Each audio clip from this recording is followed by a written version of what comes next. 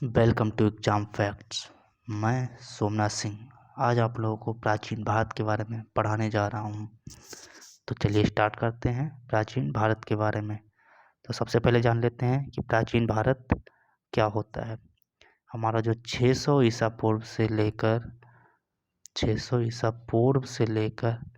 712 ईस्वी तक का जो समय रहा है वो हमारा प्राचीन भारत का समय कहलाता है। ठीक है, इसी में हम लोग जानेंगे प्राचीन भारत के ऐतिहासिक स्रोत। अब बात करते हैं ऐतिहासिक स्रोत की। तो ऐतिहासिक स्रोत क्या होते हैं इसके बारे में पहले जान लेते हैं। ऐतिहासिक स्रोत वे स्रोत होते हैं जो हमें ये बताते हैं कि प्राचीन काल में क्या घटित हुआ और क्या क्या नहीं घटित हुआ। ठीक है, तो ऐतिहासिक स्रोत हमारे कौन कौन से हो सकते हैं। इसमें हमारे हो सकते हैं सिक्के हो सकते हैं, ताम्रपत्र हो सकते हैं, ठीक है, और अभिलेख भी हो सकते हैं और कुछ विदेशी विवरण भी हो सकते हैं। विदेशी विवरण में कुछ यात्री आए थे उस समय जिन्होंने हमारे भारत के बारे में विवरण किया था, बताया था कि भारत कैसा क्या है। तो वो भी हमारे पुरातात्विक यानी कि ऐतिहासिक स्रोत हो सकते हैं। कुछ साहित्यिक ग्रंथ भी हो सकते हैं, ठीक है, जैसे कि वेद है, रामायण है, महाभारत है, ये सब हमारे साहित्यिक ग्रंथ में आते हैं। तो चलिए बात करते हैं इसी से रिलेटिव जितने भी क्वेश्चन हैं हम देखते हैं। सबसे पहले क्वेश्चन पे आते हैं। पहला क्वेश्चन हमारा है, निम्नलिखित में से किन स्रोतों से भारतीय इतिहास के विषय में जानकारी प्राप्त होती है। देखिए उसी से रिलेटिव एक क्वेश्चन भी आ गया है। तो हम बात करते हैं साहित्यिक एवं पुरातात्विक साक्ष्यों से। तो ये तो बिल्कुल होगा भाई, साहित्यिक एवं पुरातात्विक साक्ष्य हैं। फिर बात करते हैं ऐतिहासिक एवं समसामयिकी ग्रंथों से। अभी हमने कहा था ग्रंथ जितने भी हैं पुराने वो सब हमारे किसके अंतर्गत आएंगे, ऐतिहासिक स्रोतों के अंतर्गत आएंगे। तो ये भी हमारा होगा। अब बात करते हैं विदेशी यात्रियों के विवरण से। देखा अभी मैंने बोला था कि विदेशी यात्री के विवरण से, तो ये भी सही है, अर्थात ए बी सी तीनों सही है। तो इसमें से हमारा जो सही ऑप्शन होगा वो ऑप्शन डी होगा, यानी कि उपयुक्त सभी। ठीक है, ये था हमारा पहला क्वेश्चन। अब अगले क्वेश्चन की तरफ बढ़ते हैं। अगला क्वेश्चन हमारा है, अष्टांग हृदय संहिता निम्नलिखित में से किससे संबंधित ग्रंथ है। तो अष्टांग हृदय जो संहिता है इसके ऑप्शन दिए, किससे संबंधित है ये बताना है। और इसके ऑप्शन हमारे हैं खगोल शास्त्र, ऑप्शन बी नीति शास्त्र, ऑप्शन सी योग या ऑप्शन डी आयुर्वेद। तो अष्टांग हृदय जो है, देखिए हृदय से हम लोग अनुमान लगा सकते हैं, यानी कि ये थोड़ा हेल्थी वगैरह कैसे रह सकता है, आयुर्वेद से और योग से। ठीक है, तो इसमें अगर आयुर्वेद हमारा सही आ रहा है तो हम आयुर्वेद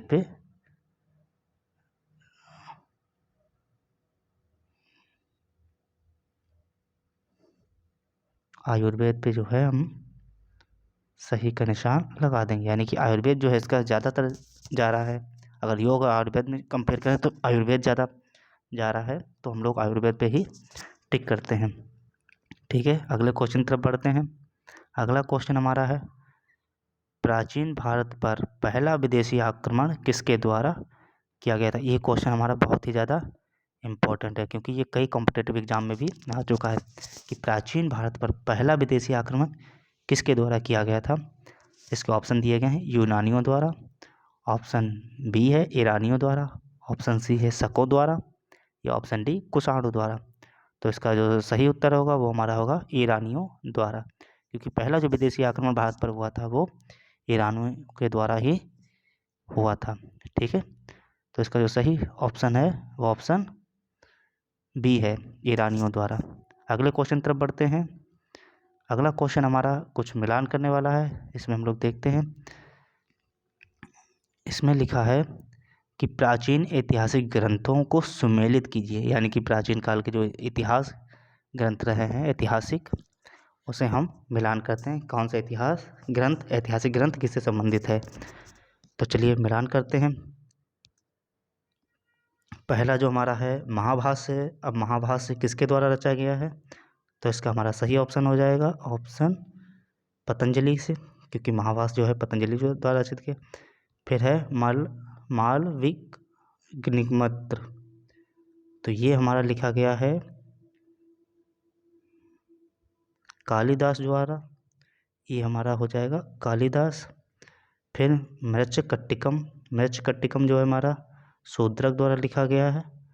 और नीति शास्त्र जो है वो कामंदक द्वारा लिखा गया है। तो हम देख लेते हैं इसमें कौन सा ए का दूसरा कौन सा हो सकता है। दो तीन आ रहे हैं इसमें से। फिर बी का पहला, तो बी का पहला जो है हमें ऑप्शन सी में मिल रहा है। ठीक है, तो चलिए इसी में हम देख लेते हैं। ऑप्शन सी हमारा राइट आंसर हो जाएगा। ठीक है, अगले क्वेश्चन की तरफ बढ़ते हैं। अगला क्वेश्चन हमारा है 16 महाजनपदों की जानकारी किस बौद्ध ग्रंथ से प्राप्त होती है।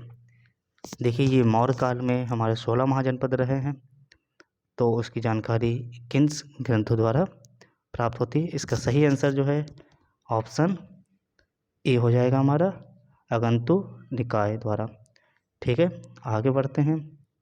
अगला क्वेश्चन है हमारा मौर्यकालीन इतिहास के विषय में सर्वाधिक जानकारी निम्न में से किस स्रोत द्वारा मिलती है। तो बात करते हैं मौर्य के समय में सर्वाधिक जो है जानकारी किसके द्वारा मिलती है। ऑप्शन ए हमारा अभिलेखों द्वारा, बी बौद्ध ग्रंथों द्वारा, तत्कालीन मुद्राओं द्वारा या पुरातत्व द्वारा।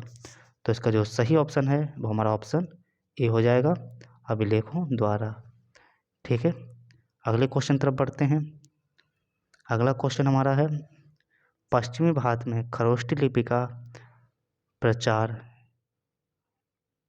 किनके संपर्क के पश्चात प्रारंभ हुआ था।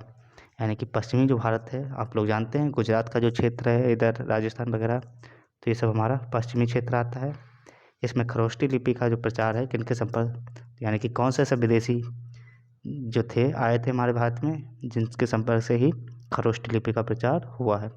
इसका ऑप्शन है यूनानियों के संपर्क द्वारा, ऑप्शन बी है इसका ईरानियों के संपर्क द्वारा, ऑप्शन सी उपयुक्त दोनों के संपर्क द्वारा, या ऑप्शन डी उपयुक्त में से कोई नहीं। तो इसका जो सही आंसर हो जाएगा हमारा, अभी मैंने बताया भी था कि सबसे पहले किसने हमला किया था, ईरानियों द्वारा। तो जो ईरानी आए थे उन्हीं के द्वारा हमारा खरोष्ठी का प्रचार हुआ था, अर्थात ऑप्शन बी इसका राइट आंसर है। चलिए आगे बढ़ते हैं। अगला क्वेश्चन है सुमेलित करना है, चीनी यात्रियों के विवरण के अनुसार सुमेलित कीजिए। ठीक है, यानी कि कुछ यात्री कुछ विवरण हैं, किस यात्री ने कौन सा विवरण किया है इसमें हम देखते हैं। तो सबसे पहले देखते हैं फाहियान जो है, आप लोग जानते हैं कि फाहियान किसके शासनकाल में आया था, चंद्रगुप्त द्वितीय के शासनकाल में आया था। तो जाहिर सी बात है कि चंद्रगुप्त द्वितीय के विषय की ही राजनीतिक स्थिति इसने लिखी होंगी, तो इसका ये जो है हमारा राइट आंसर हो जाएगा। अब हैंसेआंग की बात करते हैं, तो हैंसेआंग हर्ष के शासनकाल में आया था, तो इसने इन्हीं से रिलेटिव जानकारी जो भी है वो लिखा होगा। फिर इसिंग जो है, इन्होंने वेशभूषा खान पान के बारे में बताया। और चाओ जो कुआं है, उन्होंने चोलकालीन इतिहास के बारे में लिखा है। ठीक है, तो इसका जो राइट आंसर हो जाएगा, आंसर इसका सी हो जाएगा, ऑप्शन सी। ठीक है, चलिए आगे बात करते हैं।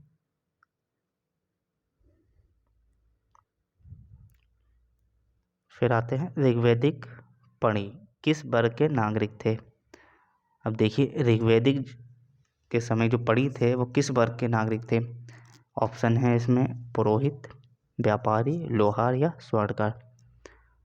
तो ऑप्शन इसका जो है बी ऑप्शन बिल्कुल राइट हो जाएगा, व्यापारी व्यवहार से।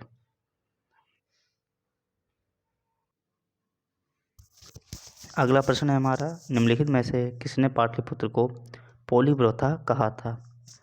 ठीक है, तो पाटलिपुत्र के बारे में आप लोग जानते हैं कि पाटलिपुत्र जो है उस समय मौर्य लोगों की राजधानी हुआ करती थी, और इस समय वर्तमान समय में जो है बिहार के पटना को ही पाटलिपुत्र कहते थे वो लोग, अब तो पटना पटना नाम से जानने लगा है। ठीक है, तो इसे जो है पोलीब्रोथा कहा था हमारे मेगास्थनीज ने। ठीक है, अगला क्वेश्चन देखते हैं आदि काव्य की संज्ञा किसे दी जाती है। तो देखिए आदि काव्य जो है, ये नाम से ही पता लग रहा है कि आदि काल के समय तो इसमें या तो महाभारत पे लोग जाते हैं या फिर रामायण पे। तो इसका जो सही आंसर है वो रामायण है। रामायण को ही आदि काव्य की संज्ञा दी गई है। कुछ लोग क्या करते हैं, महाभारत को टिक कराते हैं, लेकिन महाभारत जो है बिल्कुल गलत है। ठीक है, आदि काव्य की जो संज्ञा है वो रामायण को दी गई है।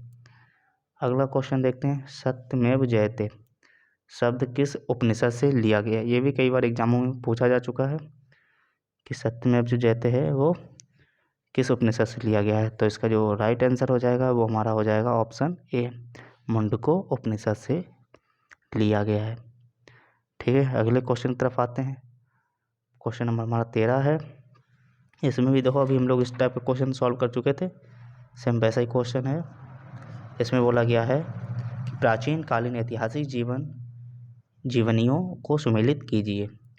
ठीक है, तो कौन सी जीवनी जो है किससे संबंधित है।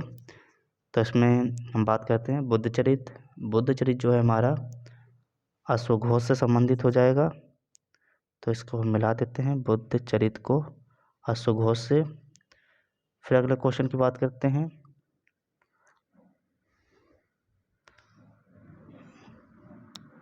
इसमें जो है हमारा बुद्धचरित जो है अश्वघोष से संबंधित हो जाएगा। फिर हर्षचरित जो है वो बाणभट्ट से हो जाएगा। फिर बात करते हैं विक्रम का देवचरित, ये हमारा बिल्हण से संबंधित हो जाएगा। और नाभ संहिता ये इससे संबंधित हो जाएगा, अर्थात इसका ऑप्शन जो है हमारा कौन सा बन रहा है, बी। तो इसका ऑप्शन जो है B is the right answer. ठीक है, आगे बढ़ते हैं।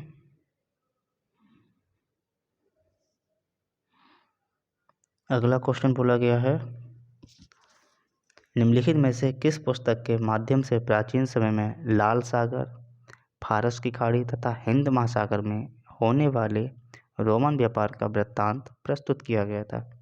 तो इसका जो सही आंसर है वो हमारा हो जाएगा पेरिप्लस ऑफ द एरिथ्रियन सी में। ठीक है, अर्थात इसका option D will is the right answer. ठीक है, आगे बढ़ते हैं। भारत में सबसे प्राचीन अभिलेख किस शासक के प्राप्त हुए हैं। ठीक है, देखो सबसे प्राचीन अभिलेख क्या होते हैं, जो पत्थरों पे शिलालेख पे लिख दिया जाता है तो वो हमारा क्या कहलाता है, अभिलेख कहलाता है। और पूछा गया कि किस शासक के सबसे प्राचीन थे। तो भारत में सबसे प्राचीन जो थे वो हमारे थे अशोक के। तो इसका जो है Ashok is the right answer हो जाएगा। ठीक है, तो इस पे हम अशोक पे टिक कर देते हैं, यानी कि ऑप्शन डी जो है हमारा राइट आंसर हो जाएगा। अशोक के ही अभिलेख थे जो सबसे प्राचीन हैं और वही प्राप्त किए गए हैं। इन्होंने ही कई अभिलेख लिखवाए थे जिनका आगे चल के हम लोग वर्णन करेंगे। अगला क्वेश्चन हमारा है, प्राचीन कालीन किन ग्रंथों में 16 महाजनपदों का उल्लेख है। अभी बताया था मैंने कि मौर्य कालीन में भी 16 महाजनपदों का उल्लेख था। ठीक है, और कौन कौन 16 महाजनपद थे इनके बारे में अगले वीडियो में हम लोग डिस्कस करेंगे, बताएंगे आप लोगों को किस महाजनपद में किसकी कौन सी राजधानी थी, क्या था। ठीक है, तो इसका 16 का जो राइट आंसर है वो हमारा हो जाएगा ऑप्शन ए एंड बी, यानी कि अगंतु निकाय और भगवती सूत्र। ठीक है, तो option D is the right answer. आगे बढ़ते हैं। सर्वप्रथम 1837 ईस्वी में अशोक के अभिलेखों को किसके द्वारा पढ़ा गया था। ठीक है, यानी कि उस समय ये मिला थे अशोक के शिलाभिलेख और इसको 1837 में खोजा गया था, और उसे किसने पढ़ा था। तो देखिए 1837 में मेगास्थनीज और चाणक्य ये तो बिल्कुल ना के बराबर हैं। फिर डायमेक और जेम्स प्रिंसेस, इन दो में से अगर सिलेक्ट हो तो जेम्स प्रिंसेस जो है हमारे राइट आंसर होंगे, क्योंकि इन्हीं ने ही 1837 में अशोक के शिलालेखों का पढ़ा था। ठीक है, यानी कि 17 का option C is the right answer. आगे बढ़ते हैं। अब बात करते हैं प्राचीनतम व्याकरण, यानी कि व्याकरण अष्टाध्यायी के रचनाकार हैं। देखिए प्राचीनतम व्याकरण से कुछ समझ में आ रहा है, संस्कृत का। ठीक है। व्याकरण अष्टाध्यायी के रचनाकार कौन होंगे? गौतम, कपिल, पतंजलि या पाणिनि? तो इसका जो राइट आंसर हो जाएगा वो हो जाएगा हमारा ऑप्शन डी, यानी कि पाणिनि जो हैं, पाणिनि, ये इन्होंने ही प्राचीनतम व्याकरण अष्टाध्यायी के लिखा है। ठीक है, आगे बढ़ते हैं, प्रश्न नंबर 19 पे चलते हैं। इसमें लिखा है सतसहस्त्री संहिता उपनाम निम्नलिखित में से किस ग्रंथ का है? ठीक है, सतसहस्त्री संहिता। अब देखिए, संहिता शब्द से ही हम लोग अंदाज़ा लगा सकते हैं कि कौन सा ग्रंथ हो सकता है। तो इसका जो राइट आंसर हो जाएगा वो होगा हमारा ऑप्शन ए, यानी कि महाभारत। ठीक है, महाभारत को ही सतसहस्त्री संहिता के नाम से जाना जाता है। चलिए आगे बढ़ते हैं। अगला हमारा प्रश्न है अधोलिखित अभिलेखों को उनके शासकों द्वारा सुमेलित कीजिए। ठीक है, देखिए इसमें अभिलेख आए हैं और उनके कौन सा अभिलेख जो है किस शासक से जुड़ा हुआ है, इसमें हम लोग बात करेंगे। तो चलिए बात करते हैं। सबसे पहला हमारा हाथी गुफा अभिलेख, ये किससे जुड़ा हुआ है? खारवेल से। ठीक है, तो हम इसे मैच कर देंगे, हाथी गुफा अभिलेख खारवेल। फिर हमारा दूसरा है जूनागढ़ अभिलेख, जो है रुद्र दामन से जुड़ा हुआ है। फिर हमारा है प्रयाग स्तंभ अभिलेख, जो हमारा समुद्रगुप्त से जुड़ा हुआ है। और ऐहोल अभिलेख जो है वो हमारा पुलकेशिन द्वितीय से जुड़ा हुआ है। तो इसका राइट आंसर हो जाएगा answer A is the right answer. ठीक है, 20 का आंसर ए जो है राइट आंसर हो गया। चलिए आगे बढ़ते हैं अगले प्रश्न पर। अगला प्रश्न हमारा है शुल्ब सूत्र किस विषय से संबंधित है? ठीक है, तो ये हमारा जो है ऑप्शन ए से संबंधित है, ज्यामिति से। अगले प्रश्न पर आते हैं। अगला प्रश्न हमारा है CU की नामक यात्रा विवरण निम्नलिखित में से किसके संबंधित है? तो CU की जो हमारा यात्रा विवरण संबंधित है वो है हमारा ऑप्शन डी से, यानी कि हैंसयांग से। ठीक है, आगे बढ़ते हैं। अच्छा, हैंसयांग जो है हमारा ये कहाँ का था? ये था हमारा चाइना का, यानी कि चीन का फायान। ये दो आए थे, हैंसयांग और फायान, ये चीनी यात्री थे। अगला बढ़ते हैं, यूनानी लेखकों को उनकी रचनाओं के साथ सुमेलन कीजिए। ठीक है, देखिए यहाँ पे कुछ यूनानी लेखक दिए गए हैं और उनकी रचनाएं दी गई हैं, तो उन्हें हम सुमेलित करते हैं। तो चलिए सुमेलित करते हैं। पहला हमारा हो जाएगा मेगास्थनीज, जो हमारे हैं इंडिका से जुड़े हुए, यानी कि इन्होंने क्या लिखी है? इंडिका नामक पुस्तक लिखी है। दूसरे हो जाएंगे हमारे टॉलमी ने क्या लिखा है? हमारे ज्योग्राफी लिखा हुआ है। ठीक है, तो ये ज्योग्राफी से हम इन्हें ऐड कर देते हैं। अज्ञात लेखक ने क्या लिखा है?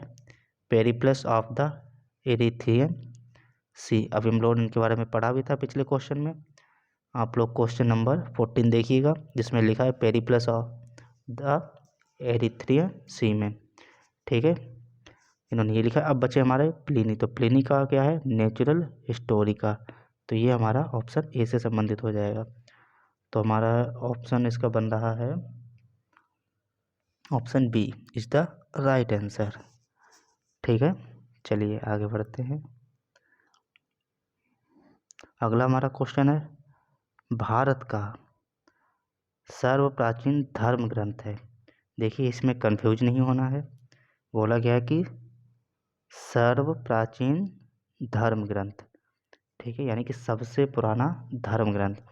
कुछ लोग क्या करते हैं? पुराण पे टिक कराते हैं, जो कि बिल्कुल गलत है। कुछ लोग उपनिषद पे, और जबकि इसका राइट आंसर जो है ऑप्शन सी होगा, यानी कि वेद। तो 24 का ऑप्शन सी, यानी कि वेद जो है सबसे सर्वप्राचीन धर्म ग्रंथ है।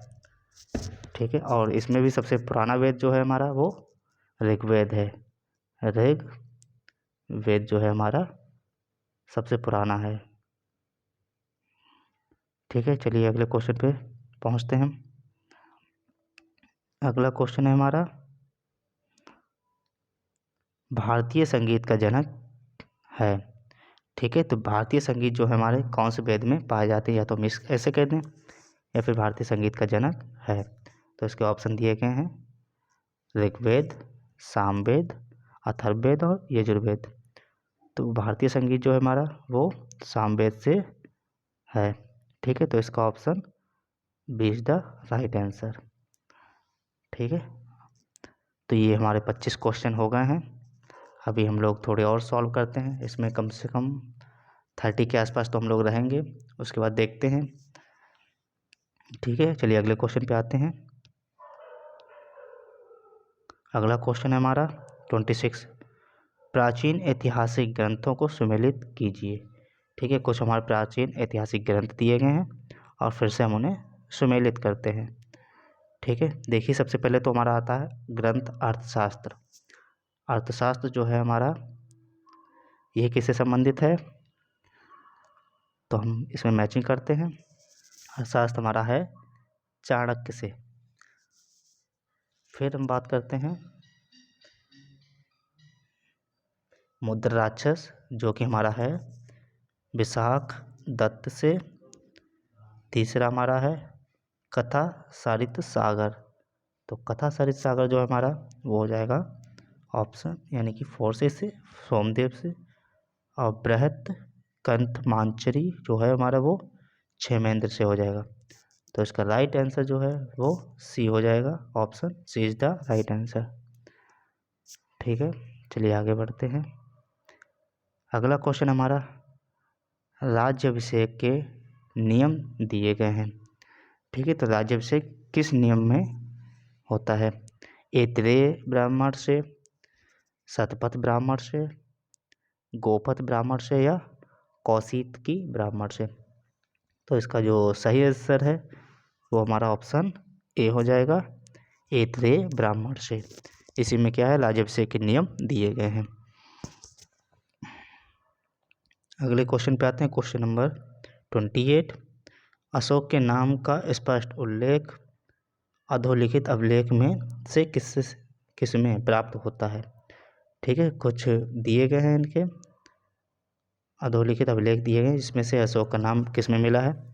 तो सबसे पहला हमारा ऑप्शन है मास्की में, दूसरा हमारा ऑप्शन है गुर्जरा, तीसरा है नेत्तूर, और चौथा है ऑप्शन उपयुक्त सभी। तो इसका जो राइट आंसर है वो हो जाएगा हमारा option D is the right answer, यानी कि इन सभी में अब अशोक के नाम दिए गए हैं। अगले बात करते हैं क्वेश्चन नंबर 29 की। तो इसमें लिखा है हमारा कि 14वीं सदी ईस्वी ईसा पूर्व का एक अभिलेख जिसमें वैदिक देवताओं का वर्णन है या प्राप्त हुआ है। ठीक है, तो 14वीं सदी ईसा पूर्व का एक अभिलेख मिला है जिसमें वैदिक देवताओं का वर्णन किया गया। तो वो अभिलेख हमें बताना है कौन सा है। तो इसका जो राइट आंसर हो जाएगा वो हो जाएगा हमारा ऑप्शन बी, यानी कि बोगजाकोई से। बोगजाकोई से।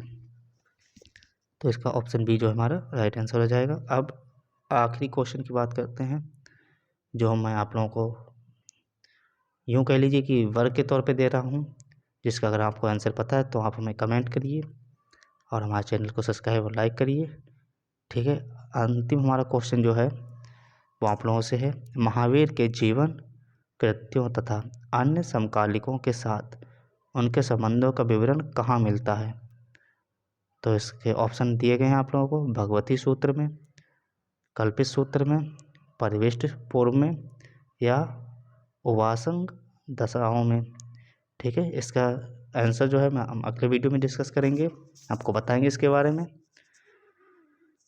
तो ये रहा आप लोगों के लिए होमवर्क। और चलिए कुछ और मैं आप लोगों को प्रोवाइड करा रहा हूँ, प्रमुख अभिलेख व शासक, जिन्हें आप लोग देख लीजिए।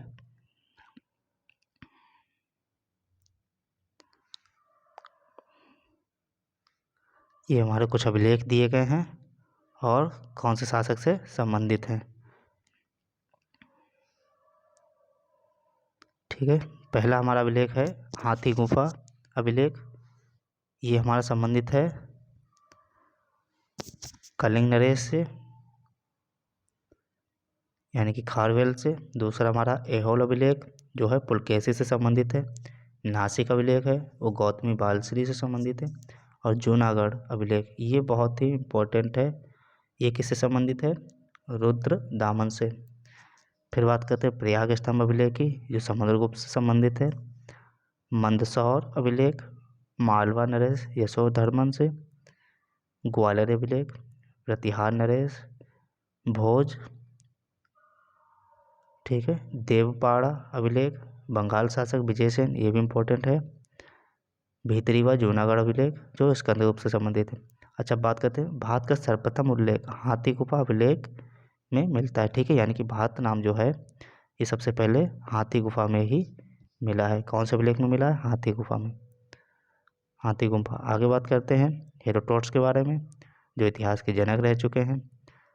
तो हेरोडोटस जो हैं यूनान के प्राचीन इतिहासकार एवं यूनान के कौन हैं, ये इतिहासकार और भूगोलवेत्ता भी रहे हैं।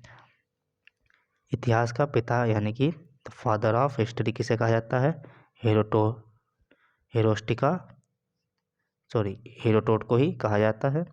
और इन्होंने कौन सी पुस्तक लिखी है, इन्होंने हेरोस्टिका नामक पुस्तक लिखी है, ठीक है। इन्होंने मानव जातियों का अध्ययन किया तथा भौगोलिक विवरण लिखे हैं। इन्होंने जिन क्षेत्रों की यात्रा की उनका ऐतिहासिक, राजनीतिक, सांस्कृतिक, भौगोलिक तथा धार्मिक विवरण विस्तृत रूप में लिखा है, ठीक है। देख लीजिए आप लोग, ये हेरोडोटस की इमेज है। चलिए आज के लिए इतना ही रखते हैं। और आज का हम अपना वीडियो का टारगेट रखते हैं 40,000 लाइक का। तो यदि आप इस वीडियो को लाइक करते हैं तो इसे प्लीज़ सब्सक्राइब और लाइक करिए, ठीक है। अगर ये आपको पसंद आया हो तो इसे शेयर भी करिए। अगला मिलते हैं अगली वीडियो में, तब तक के लिए नमस्कार, बाय बाय और